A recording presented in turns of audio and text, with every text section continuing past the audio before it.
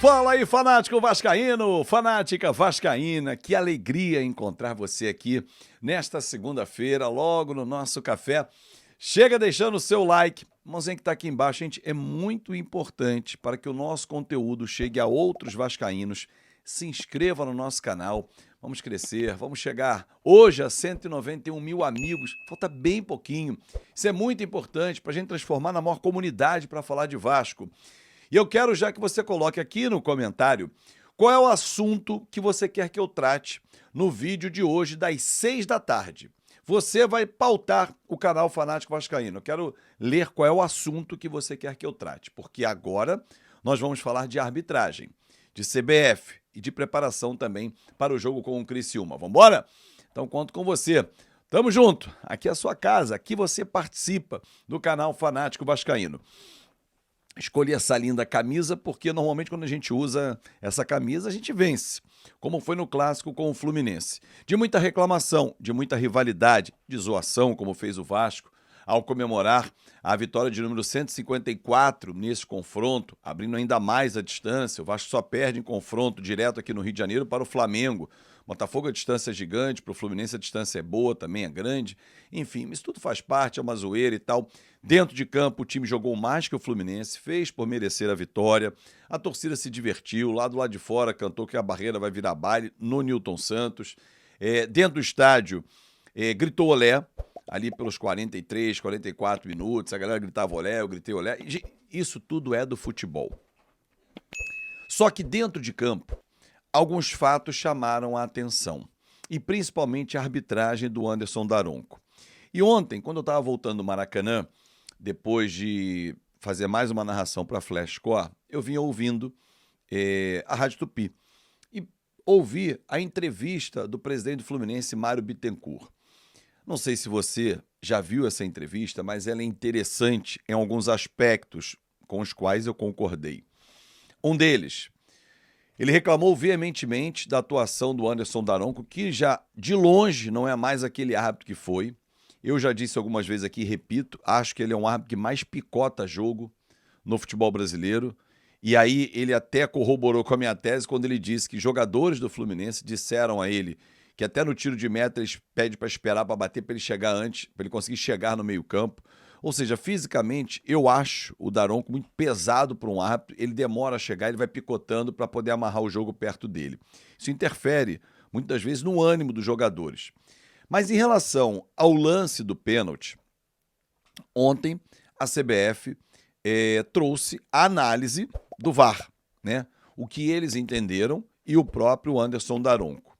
E eu vi também muitas opiniões e de especialistas. E eles não concordaram. O grande Carlos Eugênio Silva, meu amigo, um abraço pro velho, disse que o gol tinha que ter sido anulado, porque no entendimento dele houve o toque na mão do Verratti. O Paulo César Oliveira no Sport TV, o velho na ESPN e ele no Sport TV, o Paulo PC, disse exatamente o que trouxe o VAR. E é a minha visão também. A imagem é inconclusiva. Aí volto no Mário Bittencourt. Ele disse que isso é um show de horror. Entendo quando ele reclama para que o VAR chamou se a imagem é inconclusiva. E realmente, você tem a imagem clara de que houve o toque na mão do Verratti? Eu não tenho. Eu tenho o toque na mão do Léo depois da cabeçada do Ignacio. Aí ela resvala no Léo, mas totalmente involuntário, ele não teve a intenção, esquece. Nem tempo de reação. Se não se avalia mais a intenção, pelo menos o tempo de reação. Esquece. Essa mão não está em questão. A do Verratti, não há uma imagem mostrada na TV ou mostrada no VAR que indique que houve o toque na mão do Verratti. Logo, como é que a gente pode afirmar que ele se beneficiou?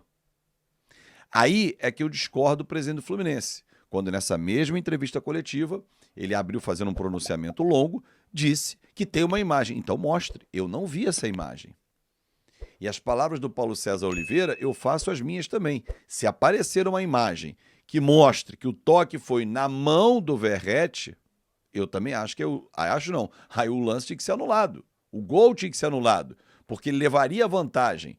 O que eu vejo é um toque na barriga.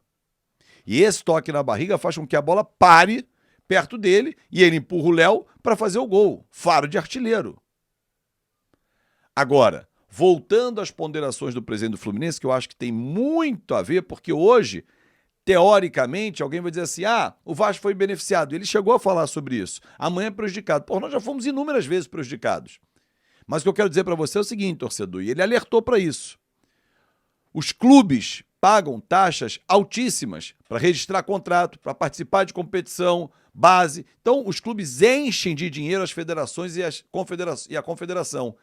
E essas instituições são incapazes de oferecer um trabalho de alto nível, profissionais de altíssimo nível e uma tecnologia de ponta. Que é essa tecnologia que suscita a dúvida. Por exemplo, ontem no Maracanã, teve um impedimento assinalado pelo assistente no jogo Flamengo e Palmeiras, em que anular o gol do Palmeiras. E aí o VAR falou, não, vem aqui, porque o Rony que cabeceia para a defesa do Rossi não estava em posição de impedimento. Se não tem o VAR, não se corrige esse erro. Então o VAR é uma tecnologia. Só que a nossa tecnologia escolhida para a utilização do VAR, ela está aquém de outras que nós olhamos pelo mundo. Há uma demora gigante na definição, esse lance, houve uma demora gigante. Pô, deixa eu olhar aqui a imagem, tem que achar uma imagem. Pô, os caras estão reclamando de mão, eu tenho que achar uma imagem de mão do Verratti. Não tem. Se não tem, por que não foi? Mas deu a impressão. Pô, desculpa. É aquela imagem que você pega um bule, né, um pote, segura na alça. Se você estiver olhando de um outro ângulo, parece que você não está segurando. Enfim, é a falsa impressão. É aquela ilusão de ótica. Pô, deu a impressão. E aí o Mário Bittencourt falou, olha, até levanta a mão. Ué, reflexo para tirar a mão? Não quer dizer que bateu. Gente, é infração de segundos isso. Porra, a bola vai vir, vou botar a mão, vou levantar. Ninguém pensa nisso. É totalmente reflexo. Então, o que eu quero dizer é o seguinte. A CBF divulgou o áudio, divulgou as imagens e as imagens são inconclusivas. Ponto. Agora, que a vitória do Vasco foi conclusiva e merecedora, foi o Vasco jogou mais que o Fluminense. Não tem choro. O Vasco jogou mais que o Fluminense. Com atuações individuais bem interessantes, sistema defensivo foi bem, os laterais de novo foram bem, conseguimos anular a jogada pelo lado direito de Samuel Xavier. Gente, a vitória do Vasco é incontestável. O choro é contestável. Agora vira a página, olha para frente. Semana inteira de trabalho. Começa hoje com a representação do time, visando o jogo com o Criciúma no próximo domingo. Tem sabor de vingança esse jogo para você, torcedor? Para mim tem. Pô, dá para meter 4 neles lá? É uma circunstância do jogo. Vamos ver durante a semana se o Michael se recupera e o Verratti também. Mas fato é que nós vamos jogar a próxima partida dentro da primeira página da tabela. E tem que voltar a somar vitórias. Por quê? Começou a desgarrar. O Bahia, que é o 7º colocado, hoje já está 8 pontos acima do Vasco. A gente tem uma briga ali de Red Bull Bragantino e Atlético Mineiro para trocar de posição. Já é pouco. Para a gente daqui a pouco, quem sabe, mirar uma coisa mais alta. Mas quando começa a abrir espaço na tabela, ruim. A gente olha para trás, 6 pontos, zona de rebaixamento. Distancia isso aqui e olha para frente. Mas o Vasco tem que emendar uma sequência de vitórias. Mas foi uma boa atuação. E o Paê? Para mim, o nome da partida. Espero vocês, 13h hoje, eu, você e o Rei Kraus. Se ele aparecer, que ele tá chorando por aí, pra gente fazer o nosso Na Conta KTO. Fechado? Um grande abraço, uma ótima semana. E não esquecem, sugestão de vídeo para as 6h. O tema mais votado vai ser o tema que eu vou falar com vocês. Um grande abraço e até mais tarde.